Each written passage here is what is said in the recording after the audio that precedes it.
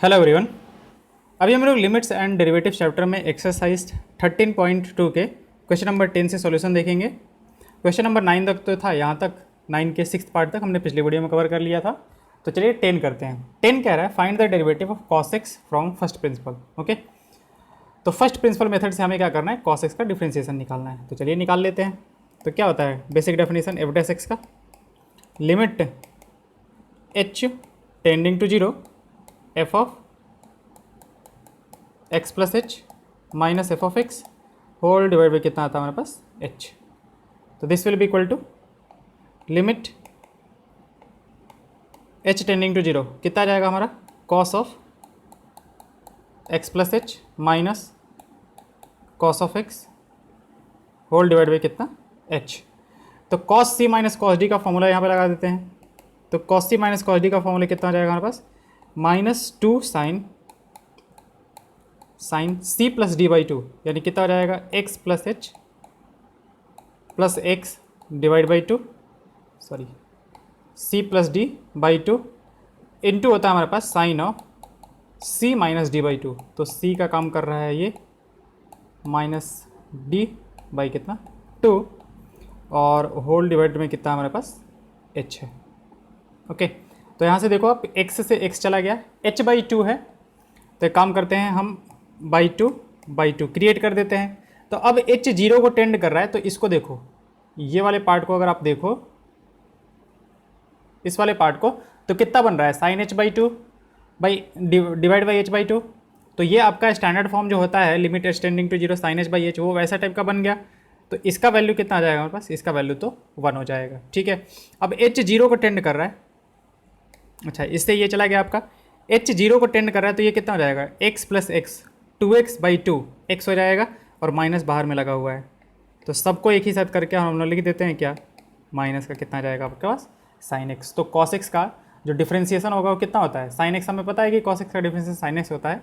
हमने first principle method से इसको निकाल लिया। ठीक है, एक्चुअली आया यहीं से है, यहीं से निकलने के बाद ही हम लोग कहते हैं कि हाँ इसका जो डिफ्रेंसिएशन है वो ये है हमारे पास। ओके, चलिए आते हैं, साइन एक्स कॉस एक्स का डिफ्रेंसिएशन निकालना है, 11th का फर्स्ट पार्ट।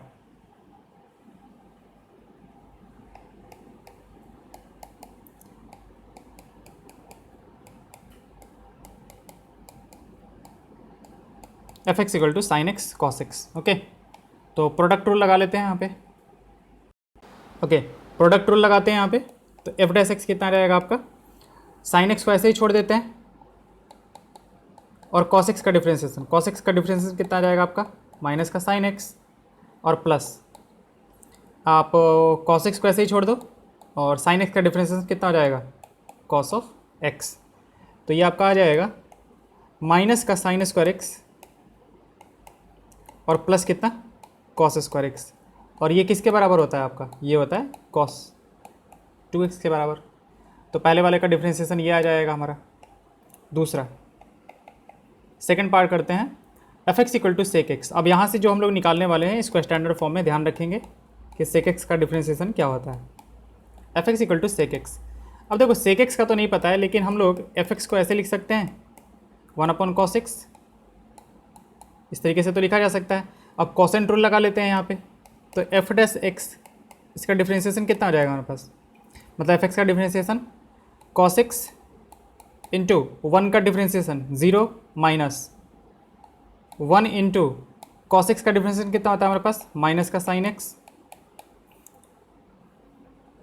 और होल डिवाइड बाई कितना आ जाएगा हमारे पास, कॉस एक्स का स्क्वायर। तो दिस विल बी, देखो ये तो आपका 0 हो जाएगा, यहाँ से तो 0 आ जाएगा, वहाँ से आ जाएगा साइन एक्स। तो साइन एक्स और बाई यहाँ पे इसको देखो अलग अलग कर देते हैं, cos x into cos x. तो ये आपका आ जाएगा tan एक्स और इंटू कितना सेक एक्स। एक्चुअली इस फॉर्म में हम लोग याद रखते हैं। ठीक है, अब ऐसा नहीं है कि इस फॉर्म में जो है आपका वो गलत है, नहीं ऐसा कुछ नहीं है।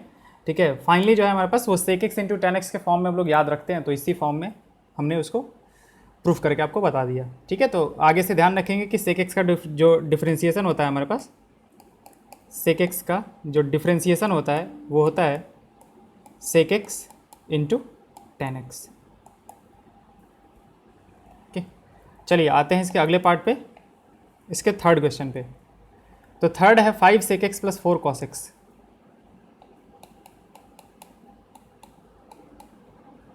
F X equal to 5 sec x और प्लस कितना है 4 cos x। ओके, तो एफ डैश एक्स निकाल लेते हैं। तो एफ डैश एक्स कितना आ जाएगा 5 sec x का differentiation sec x into tan x और प्लस cos x का डिफरेंस कितना आ जाएगा माइनस का sin x। तो this will be equal to 5 sec x into tan x minus 4 sin x। Okay, fourth one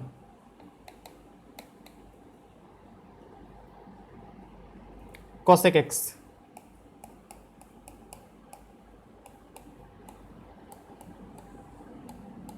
F X equal to cosec of X. चलिए इसका भी करते हैं और फिर यहाँ से हम लोग याद रखेंगे इसका भी डिफ्रेंसिएशन क्या होता है। तो F X equal to cosec X को हम ऐसे लिख सकते हैं 1/sin x। अब यहाँ पे कॉसेंट रूल लगा देते हैं हम लोग। तो एफ डैश एक्स कितना हो जाएगा हमारे पास sin x और फिर 1 का डिफ्रेंसिएशन कितना 0 माइनस 1 को ऐसे रखा sin x का डिफ्रेंसिएशन कितना cos x और whole divide by sine X का होल स्क्वायर। यहाँ पे हम जो है थोड़ा सा शॉर्टकट में कर रहे हैं, मतलब यहाँ पे D by D x of 1 नहीं लिखा है, यहाँ पे D by D x of sine x नहीं लिखा है। चलो, तो साइन एक्स इंटू 0 0 हो जाएगा आपका, तो माइनस का कॉस एक्स और डिवाइड बाई, यहाँ पे एक काम करते हैं इसको sine x into sine x लिख देते हैं। तो देखो इसका जो डिफ्रेंसिएशन आता है आपका वो आ जाता है minus of cosec x into cot x, minus का cosec x into cot x. तो आगे से अब इसका ध्यान रखेंगे हम लोग कि कॉसेक एक्स का जो डिफ्रेंसिएशन होता है, कॉसेक एक्स का जो डिफ्रेंसिएशन होता है वो होता है minus of cosec x into cot X. आते हैं अगले पार्ट पे। 3 cot x plus 5 cosec x। ये 3 cot x plus 5 cosec x कौन सा पार्ट है? पार्ट 5 है हमारे पास, सॉरी।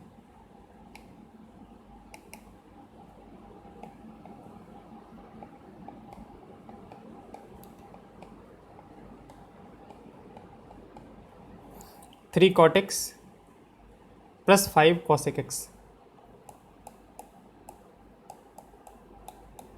अच्छा, आई थिंक cot x का डिफ्रेंसिएशन हमने कहीं निकाला है नहीं, ठीक है। तो चलिए cot x का पहले डिफ्रेंसिएशन जो है उसको निकाल लेते हैं, ठीक है, फिर उसके बाद हम उस चीज़ को यूज़ करेंगे।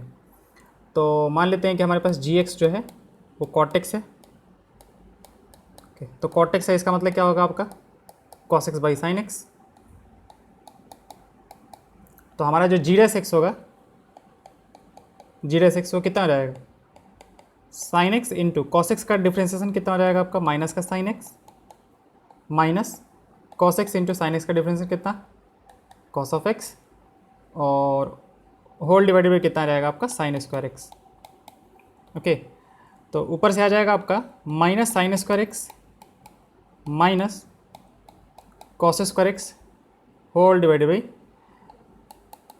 Sign square X. ऊपर में कितना आ जाएगा आपका -1 divide by sine square X equal to कितना आता है हमारे पास माइनस का कॉसेक स्क्वायर एक्स। तो हमारा जो कॉटेक्स का डिफ्रेंसिएशन होता है, कॉटेक्स का जो डिफ्रेंसिएशन होता है वो होता है हमारे पास माइनस का कॉसेक स्क्वायर एक्स, ओके। अब आते हैं जो क्वेश्चन हमारे पास देख रखा था ओरिजिनली, कितना देख रखा है 3 cot x प्लस 5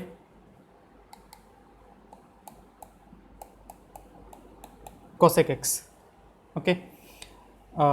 अच्छा cosec x, हाँ cosec x का डिफ्रेंसिएशन हमने अभी पिछले वाले में निकाला था। cosec x का जो डिफ्रेंसिएशन था वो हमने निकाला था minus of cosec x into cot x, और cot x का माइनस का cosec स्क्वायर x निकाल लिया है।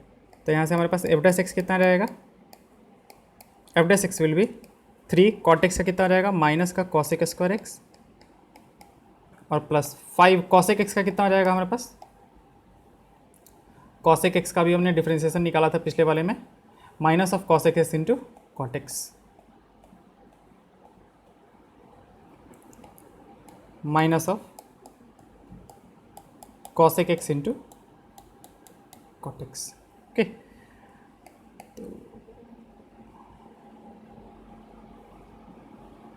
ये आपका हो जाएगा -3 cosec square X -5 cosec x into cot X. चलिए आते हैं अगले पे, 5 sin x -6 cos x + 7,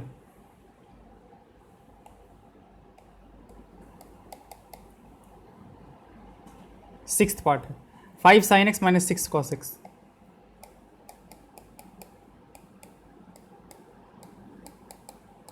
sin x -6 cos x और +7। हम लोग क्या कर रहे हैं, अलजेब्रा ऑफ डिफरेंशिएशन जो हमने पढ़ा था ना, कि अलजेब्रा ऑफ डिफरेंशिएशन में हमने पढ़ा था ये कि d/dx ऑफ fx ± gx जो होगा हमारे पास, वो किसके बराबर होगा, d/dx ऑफ fx और plus minus d/dx of gx। ये होगा हमारे पास, मतलब अलग अलग हम लोग करके और डिफ्रेंशिएट कर सकते हैं। तो वही काम यहाँ पे भी करने वाले हैं, f' सबका अलग अलग डिफ्रेंशिएशन निकाल लेते हैं। तो 5 sin x का डिफ्रेंशिएशन कितना हो जाएगा, 5 cos x और -6 cos x का कितना हो जाएगा, प्लस का 6 sin x और 7 का कितना हो जाएगा आपका 0। तो ये आपका डिफ्रेंशिएशन हो गया। 7th पार्ट पे आते हैं। तो 7th पार्ट है 2 tan x - 7 sec x।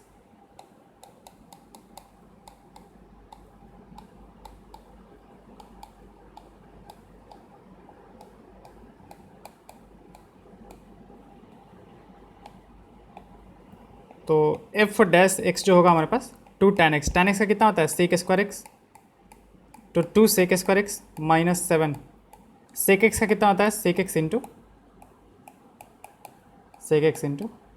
tan x। Okay,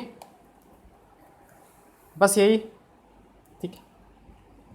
तो चलिए आपका एक्सरसाइज 13.2 जो है वो ख़त्म हो गया।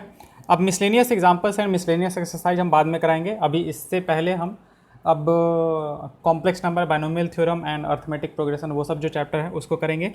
ये बस हम करा रहे थे इसलिए क्योंकि 12th क्लास वालों को जो कंटिन्यूटी एंड डिफरेंशियबिलिटी चैप्टर है उससे पहले ये करना ज़रूरी था, ठीक है। तो अब अगला हमारा चैप्टर होगा complex number and quadratic equations. Okay, thank you.